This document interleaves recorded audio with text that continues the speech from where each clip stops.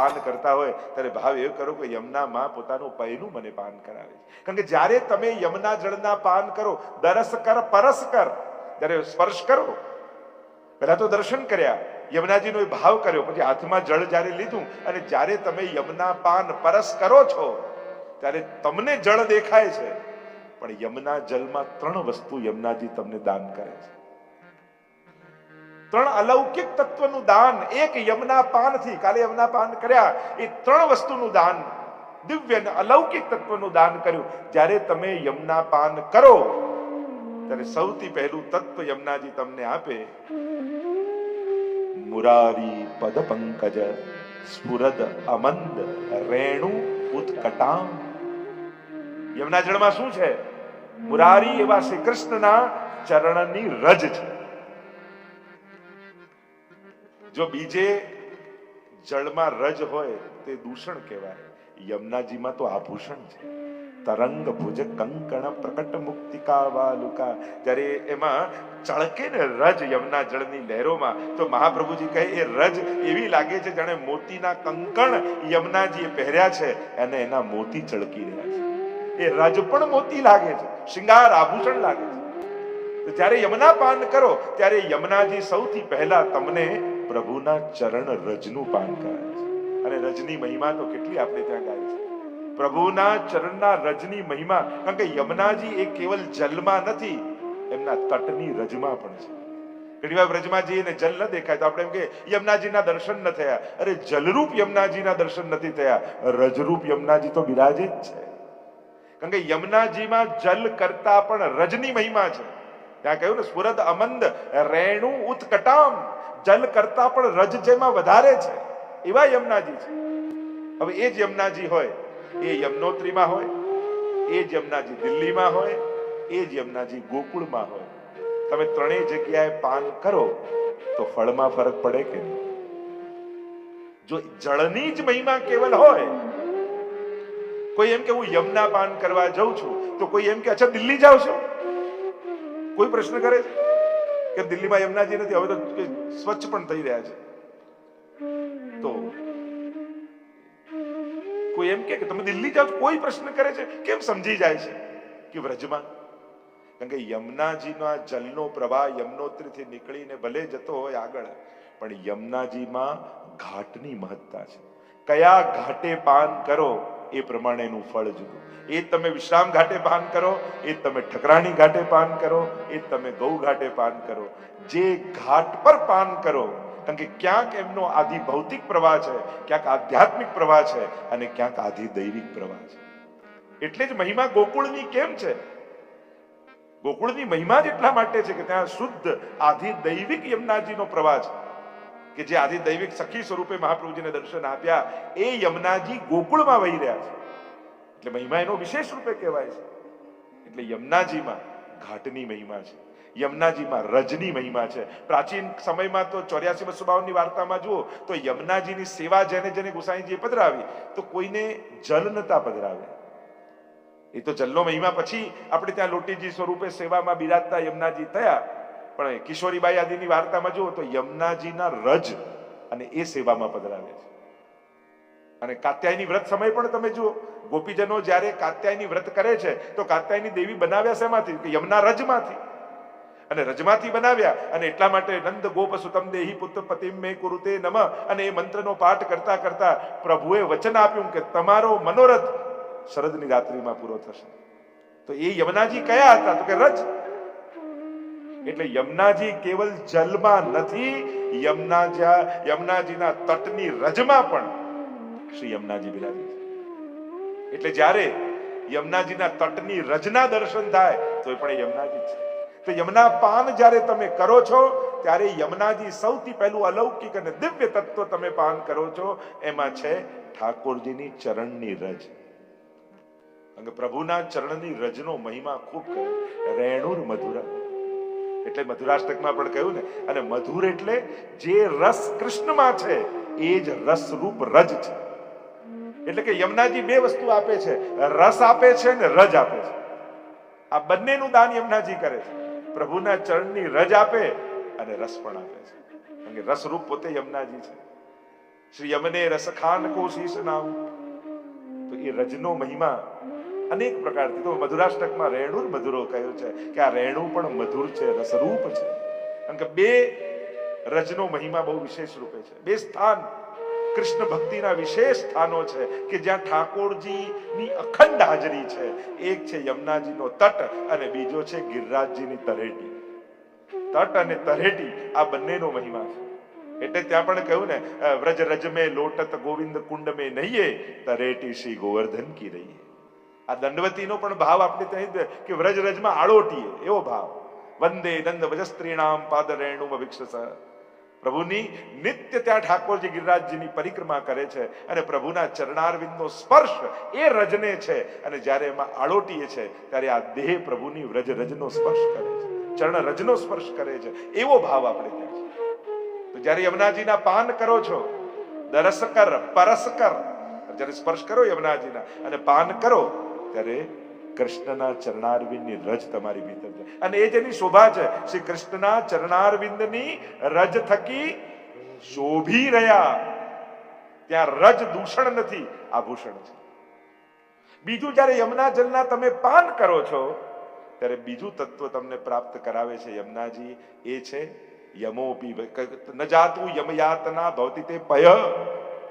યમુનાજી તમને જળ નથી પીવડાવતા, પોતાના વાત્સલ્ય સભર પયનું પાન કરાવે છે. એટલે પોતે માં બને છે તમને પાન કરાવે. અને યમુના માં બને તો યમરાજા મામા થયા. આપણે ત્યાં માં મારે પણ મામા ન મારે. એટલે શનિદેવ અને યમરાજ આ બંને આપણા તો મામા કહેવાય, એટલે ચિંતા કરવી નહીં. શનિની દશા યમનાષ્ટક કરો. અહીંયા કહ્યું કથમોહંતિ દુષ્ટાનપી, મામા થાય તો માં મારે પણ મામા મારે. એટલે યમુનાજીનું જ્યારે આરાધન કરો છો ત્યારે એનો પણ પ્રભાવ નથી લાગતો. તો બીજું પયપાન કરાવે. ત્રીજું, જ્યારે યમુના જળના પાન કરો છો ત્યારે યમુનાજી ત્રીજું તત્વ આપે છે. યમુનાજીના જ્યારે પાન કરો, રજ પય અને ત્રીજું તત્વ, જ્યારે પ્રભુ મહારાસ કરે અને શ્રમિત થાય, શ્રમબિંદુઓથી શોભતા પ્રભુ સમગ્ર ગોપીજનો સાથે યમુનાજીમાં પધારે. અને યમુનાજીમાં પધારે રોજ રાસ થાય છે, રોજ યમુનાજીમાં ઠાકોરજી પધારે છે. અને પોતાના મસ્તક પર આવેલા શ્રમકણ સ્મરશ્રમ, જે અલૌકિક સ્મર છે, અલૌકિક કામ છે, અલૌકિક આનંદ છે, એ અલૌકિક આનંદથી પ્રગટેલા શ્રમકણ એ યમુનાજીમાં પધરાવે છે રોજ ઠાકોર. અને પ્રભુ રૂપ જ છે, પ્રભુનું જ રસરૂપ છે. અને એટલે કે કૃષ્ણ પોતે રસરૂપ બની અને યમુનાજીમાં વહે છે રોજ. એટલે જ્યારે તમે યમુનાજીના પાન કરો ત્યારે કેવળ જળ નથી હોતું, એમાં કૃષ્ણ રસનું પણ તમે પાન કરો છો. તો આ ત્રણ તત્વનું પાન એક યમુનાજીના પાનથી પ્રાપ્ત થાય છે. એટલા માટે અહીંયા કહ્યું દરસ કર પરસ કર ધ્યાન યમે ધરે. ચલો દર્શન નથી કર્યા, પાન નથી કર્યા, સ્નાન નથી કર્યા, તો કેવલ યમુનાજીનું સ્મરણ કરી લો. કેવલ સ્મરણ કરી લેશો ને તો યમુનાજી કેવા છે. જો મહાપ્રભુજી અને યમુનાજી બંને એવા છે. મહાપ્રભુજીનું એક નામ છે સ્મૃતિ માત્રાર્તિ નાશન. સ્મરણ માત્રથી આરતીના દુઃખનો નાશ કરનારા છે. સ્મરણ કરતા દુષ્કૃત જાયજી, વલ્લવાખ્યાનમાં પણ કહ્યું ને એ રીતે યમુનાજી પણ. જો આ ત્રણ તત્વ સાથે યમુનાજીના સ્મરણનો મહિમા, મહાપ્રભુજીના સાનિધ્યનો મહિમા અને શ્રીજીની સેવાનો મહિમા છે. આ ત્રણ સકાર યાદ રાખો. શ્રીનાથજીની સેવાથી શ્રીનાથજી પ્રસન્ન થાય, કૃપાનું દાન કરે. મહાપ્રભુજીનું એક નામ છે સાનિધ્ય માત્ર દત્ત શ્રી કૃષ્ણ પ્રેમા. મહાપ્રભુજીનું સાનિધ્ય કેળવો ને. જો મહાપુરુષ તો એ છે, આચાર્ય અને ગુરુ તો એ છે, બાજુમાં બેઠા હો તો બોલવાની જરૂર નથી. એનો પ્રભાવ જ એવો લાગે ને કે સર્વ પાપોથી નિર્મૂલ બની જાય, જીવ સહજમાં નિર્દોષ થઈ જાય અને ભક્તિથી ભરાઈ જાય. જેના સંગથી હૃદય ભગવત ભાવથી ભરાઈ જાય એ મહાપુરુષ જાણો કે એનું સાનિધ્ય જ આપણને ભક્તિ સબર કરી દે.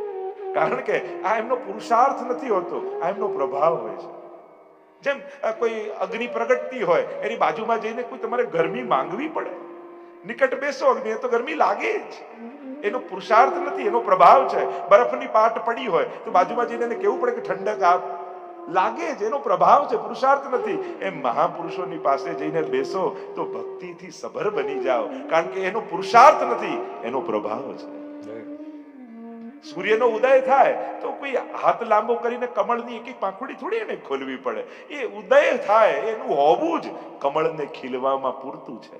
એમ ગુરુજનનું હોવું જ, આચાર્યોનું હોવું જ આપણા ભક્તોના હૃદય કમળને ખીલવવા માટે પૂરતું છે.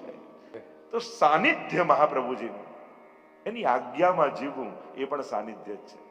હું તો એટલું જ કહીશ, જીવનમાં પ્રશ્નો આવશે, ઘણા પ્રશ્નો આવશે જેના ઉત્તર આપણી પાસે નહીં હોય, પણ એક વ્યક્તિ બનીને સમાધાન કાઢવા જશો ને તો ક્લેશ અને ઉદ્વેગ થશે, પણ એક વૈષ્ણવ બનીને સમાધાન કાઢશો ને તો જીવનમાં શાંતિ આવશે. આવા સંજોગ આવે ત્યારે મહાપ્રભુજી શું એનો ઉપાય બતાવે છે. જ્યારે મહાપ્રભુજીની વાણીથી સમાધાન શોધશો ને તો જીવનમાં શાંતિ આવશે. સોડસ ગ્રંથ આદિ આદિમાં મહાપ્રભુજીએ કેટલા સુંદર વચનો આપણને કહ્યા છે, અને એટલા માટે દરેક વૈષ્ણવે પોતાના જીવનના પ્રશ્નોના ઉકેલ ગુરુના ઉપદેશથી કાઢવા છે. આવા સમયે જો મારા મહાપ્રભુજી હોય તો એ શું કરે, એ શું મને કહે, અને જ્યારે આ રીતે સમાધાન કાઢશો તો જીવનમાં શાંતિ આવશે. સંજોગોથી સુખી થવા કરતા સમજણથી જે સુખી થાય છે ને એનું સુખ ક્યારેય જતું નથી. કારણ કે સંજોગો એક સરખા રહેતા નથી, પણ સમજણ જો બનાવી લીધી ને તો વિપરીત સંજોગોમાં પણ આનંદમાં રહી શકશો. એટલે પ્રયાસ એ કરો, સંજોગો ઉત્તમ થાય એની મહેનત કરતા સમજણ ઉત્તમ બને એના માટે કોશિશ કરજો. અને સત્સંગ દ્વારા જેની સમજણ ઉત્તમ બની ગઈ એને નબળા સંજોગો પણ દુખી કરી શકતા નથી. એને એમ લાગે હમણાં છે જતા રહેશે, હમણાં સમય બદલાશે એટલે પાછું બધું અનુકૂળ થઈ જશે. આ સમજણ ઉત્તમ છે. અહીંયા એ કહ્યું દરસ કર પરસ કર, તો શ્રીનાથજી સેવાથી કૃપા કરે, મહાપ્રભુજી સાનિધ્યથી કૃપા કરે, યમુનાજી સ્મરણથી કૃપા કરે. જેટલું યમુનાજીના નામનો જાપ કરો, સ્મરણ કરો, યમુનાજીની કૃપાનો અનુભવ થવા લાગે. આપણે ત્યાં આચાર્યો યમુનાષ્ટકની ટીકામાં સમજાવ્યું છે, ભગવાન વિરહમ દત્વા ભાવ વૃદ્ધિમ કરોતિ તથૈવ યમુના સ્મામી સ્મરણાત સ્વીય દર્શનાત અસ્માદ આચાર્ય વર્યાસ્તુ તાપ ક્લેશ પ્રદાનેન નિજાનામ ભાવર્ધકા. યમુનાષ્ટકની ટીકામાં આચાર્ય કહે છે કે આ ત્રણેય જણ કૃપા કરે છે, પણ કૃપા કરવાનો પ્રકાર શું? અને પુષ્ટિ ભક્તિમાં કૃપા એટલે શું? ભાવનું દાન, એ જ કૃપા. ભક્તિનું દાન, એ જ કૃપા. સુખ તો પુણ્યો પણ કમાવી આપશે, પણ પ્રેમ અને ભક્તિ એ તો ઠાકોરજીની કૃપા વગર જીવનમાં પ્રગટ નહીં થાય. આપણી સેવા, આપણી ભક્તિ, આપણો ભાવ, આપણી કથા, આ કયા પુણ્યનું ફળ? કયા શાસ્ત્રોમાં લખ્યું છે કે આટલા મોટા પુણ્ય કરો તો તમને ઠાકોરજીમાં પ્રેમ પ્રગટ થાય? ભગવત પ્રેમ એ કોઈ પુણ્યનું ફળ નથી, કોઈના આશીર્વાદથી મળે છે, કોઈની કૃપાથી મળે છે. એટલે અહીંયા કહ્યું ભગવાન વિરહ આપીને કૃપા કરે, ભાવની વૃદ્ધિ કરે. યમુનાજી સ્મરણ જ્યારે યમુનાજીનું કરો તો પોતાના દર્શન કરાવે અને ભગવત પ્રીતિ વધારે. અને મહાપ્રભુજી બ્રહ્મ સંબંધ આપી અને હૃદયમાં તાપ ક્લેશ પ્રગટાવે કે ભગવાનથી વિખુટા પડે તો હજારો જન્મોનો અંતરાય થયો, ફરી પ્રભુ ક્યારે મળશે એવો તાપ હૃદયમાં પ્રગટાવીને ભાવની વૃદ્ધિ કરે છે. તો આમ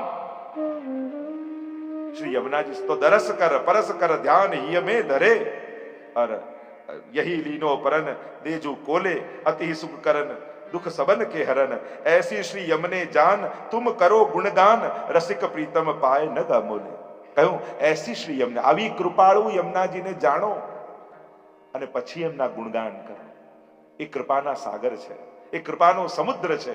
પ્રભુ દરિયા જેવા છે, સાગર જેવા છે. સીધું દરિયાનું પાણી પીવા જાવ તો ખારું લાગે, આપણું સામર્થ્ય નથી, પણ એ જ જળ જ્યારે વાદળ બનીને વરસે ને તો પરમ મધુર થાય. સીધા પ્રભુને અનુભવવા કદાચ આપણા માટે અઘરું છે, ક્લિષ્ટ છે, પણ એ જ પ્રભુ જ્યારે યમુનાજી બનીને વરસે છે ને ત્યારે પરમ મધુરા લાગે છે. તો એસી શ્રી યમને જાન તુમ કરો ગુણગાન રસિક પ્રીતમ પાય નગ અમોલે. રસિક પ્રીતમ પાય નગ અમૂલ્ય, યમુનાજીના ગુણગાનથી અમૂલ્ય નગ જેવા શ્રી ઠાકોરજીને પ્રાપ્ત કરી લીધા કે જેની કોઈ મૂલ્ય ન થઈ શકે એવા શ્રી ઠાકોરજીને યમુનાજીની કૃપાથી પ્રાપ્ત થયા. એમ કહીને દ્વિતીય કીર્તનમાં શ્રી હરિરાય મહાપ્રભુજી સુંદર વર્ણન કરતા કહે છે કે આ ઠાકોરજી મળે ક્યાં? સહજમાં પ્રભુને પામી લેવા હોય તો ક્યાં પ્રાપ્ત કરી શકાય? બધા મોટા મોટા મહામુનિઓ, દેવતાઓ, ઋષિઓ ચારે ઓર કોઈ જપમાં, કોઈ તીર્થમાં, કોઈ તપમાં, કોઈ નામમાં ચારે બાજુ પરમાત્માને શોધે છે, તો આ પ્રભુ મળે ક્યાં? તો કહ્યું શ્યામ સુખધામ જહાં નામ ઇનકે. જ્યાં યમુનાજીના નામ છે ત્યાં કેવલ શ્યામ નથી, પણ શ્યામનું સુખધામ છે. જો કૃપામાં પણ ફરક છે. સાધારણ કોઈ કૃપા કરે તો ભગવાન મળે, પણ યમુનાજી જેવા કોઈ કૃપા કરે ને તો કેવલ ઠાકોરજી નહીં, સમગ્ર લીલા પરિકર સહિત ઠાકોરજી કૃપા કરે. શ્યામનું સુખધામ. બે પ્રકારના વ્રજવાસી હોય, એક જે વ્રજમાં જઈને રહેતા હોય એ વ્રજવાસી, અને બીજા જેના હૃદયમાં વ્રજ રહેતું હોય એ વ્રજવાસી. એટલે કે પુષ્ટિ માર્ગમાં જ્યારે મહાપ્રભુજીને યમુનાજી કૃપા કરે છે તો કેવલ ઠાકોરજી નથી પધરાવતા, પણ વ્રજ સહિત ઠાકોરજીનું પધરાર્પણ કરે છે. તમારું નાનકડું મંદિર એ નંદાલય બનાવી દે છે. એટલે કે કેવલ પ્રભુની કૃપા નથી થતી, પ્રભુની સમગ્ર વ્રજ મંડળ સહિત ઠાકોરજીની પધરામણી થાય. કારણ કે આપણે ત્યાં એક મહાપ્રભુજી વિનંતી કરી ઠાકોરજીને કે પ્રભુ મારી ઈચ્છા છે કે આ વૈષ્ણવના ઘરે ઘરે પધારે. પ્રભુ કહે કે મારો એવો સંકલ્પ છે કે વૃંદાવનમ પરિત્યજ્ય પાદમેકમ ન ગચ્છતિ. વ્રજ છોડીને એક ડગલું પણ હું બહાર જતો નથી. મહાપ્રભુજી વિનંતી કરે પણ પ્રભુ હું તો ભૂતલ પર આવ્યો જ છું આપની સેવા પધરાવવા, અને મારો મનોરથ એવો છે કે ઘરે ઘરે આપ બિરાજો. ઠાકોરજી કે પણ મારો સંકલ્પ એવો છે કે વ્રત છોડીને બહાર ન જાઉં. મહાપ્રભુજી કે મારી પાસે વચલો રસ્તો છે. કે શું વચલો રસ્તો એવો છે કે આપનો પણ સંકલ્પ રહી જશે, મારો પણ મનોરથ પૂરો થઈ જશે. તો એવો કયો રસ્તો કે આપનો સંકલ્પ એવો છે કે વ્રત છોડીને આપ જાઓ નહીં, મારો મનોરથ એવો છે કે ઘરે ઘરે આપ બિરાજો. તો પ્રભુ વચલો રસ્તો એ છે કે જ્યાં પુષ્ટાવીને હું આપને પધરાવું એ ઘરને જ બ્રજ બનાવી દેજો, એટલે આપનો સંકલ્પ રહી જાય અને મારો મનોરથ પૂરો થઈ જાય. તો એમ પહેલા વૈષ્ણવના ઘરને બ્રજ બનાવી અને પછી ઠાકોરજી બિરાજતા હોય છે. અને એટલા માટે તમારું જે મંદિર છે એ બ્રજ છે, જે સિંહાસન છે યશોદાજીની ગોદ છે, અને સમસ્ત બ્રજ ભક્તો જુદા જુદા સ્વરૂપે તમારે ત્યાં બિરાજતા હોય છે. એટલે જેના ઘરે ઠાકોરજી બિરાજે છે ત્યાં કલયુગ નથી પણ સારસ્વત કલ્પ ચાલે છે. જો ને સારસ્વત કલ્પનો પ્રકાર, જે સમયે બ્રજમાં ઠાકોરજી બિરાજતા ત્યાં જે રીતે ઠાકોરજી જાગતા, પહોળતા, આરોગતા, એ બધું અરે દુનિયાના કોઈ પણ ખૂણે વૈષ્ણવ રહેતો હોય પણ એના ઘરે જો ઠાકોરજી છે તો એના ઘરમાં સારસ્વત કલ્પ છે, બ્રજ છે.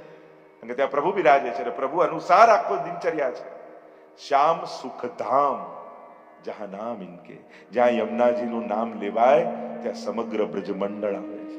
એટલે કે એક યમુનાજીનું નામ લેવા માત્રથી ઠાકોરજી સહિત સમગ્ર વ્રજ ભક્તોની કૃપાનો અધિકારી જીવ બની જાય છે. અને અનેકવિધ પ્રકારના પ્રસંગો છે. આપણે ત્યાં ગુસાઈજીનો 252 ની વાર્તામાં પ્રસંગ આવે. એક વૈષ્ણવ રોજ ગુસાઈજીને ત્યાં આવતો અને વિઠ્ઠલનાથજીના દર્શન કરતો, સ્વામીજી સહિત બિરાજે. એટલે એને ભાવ થયો કે એક સુંદર સાજ લાવી અને વસ્ત્ર શૃંગાર અને સાજ હું સિદ્ધ કરાવું યુગલ સ્વરૂપ. અને મનમાં મનોરથ થયો ને આજે સામર્થ્ય આવ્યું ને સુંદર વસ્ત્ર, સારામાં સારું વસ્ત્ર સાજનું લઈને આવ્યો. અને ગુસાઈજી ગોકુલમાં યમુનાજીના તટ પર સંધ્યા વંદન કરી રહ્યા છે. સાયં કુંજાલય સ્થાસનમ ઉપવિશત સ્વર્ણ પાત્રમ સુધૌતમ રાજદ્યગ્નોપવિતમ પરિતનુ વસનમ ગૌરમમ ભોજવક્ત્રમ પ્રાણાનાયમ વિનાશાપુટ નિહિતકરમ કર્ણરાજદ્વિમુક્તમ વંદેર્ધોર મિલિતાક્ષમ મૃગબદતિલકમ શ્રીવિઠ્ઠલે સંસુકેશમ.